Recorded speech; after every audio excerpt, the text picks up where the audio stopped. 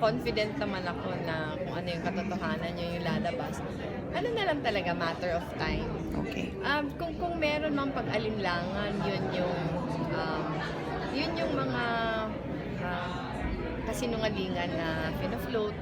Gaya kahapon, nakakita tayo, parang may nagpadala sa atin na video, saka mga pictures ng mga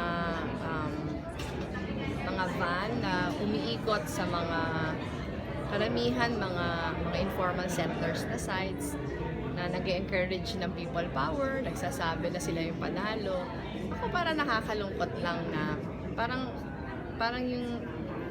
tinatake advantage yung hindi pagkaalam ng ibang tao para paniwalaan yung isang kasinungalingan.